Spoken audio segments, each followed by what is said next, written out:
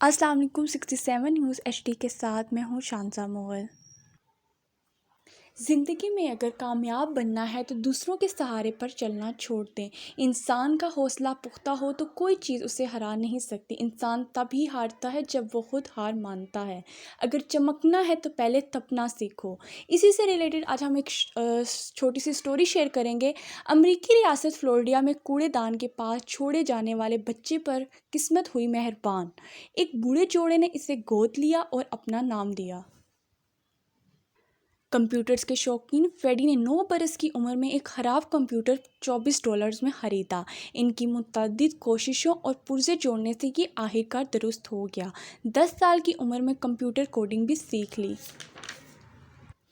پہلی نوکری 12 سال کی عمر میں ملی۔ الزائمر کی بیماری میں مبتلا فاسٹر فادر کی نگرانی کے لیے فریڈی نے GPS نیٹ ورک سے مزین شوز بنائے اور بعد میں یہ اسمارٹ ٹیکنالوجی $20 لاکھ سے زائد میں فروخت ہوئی۔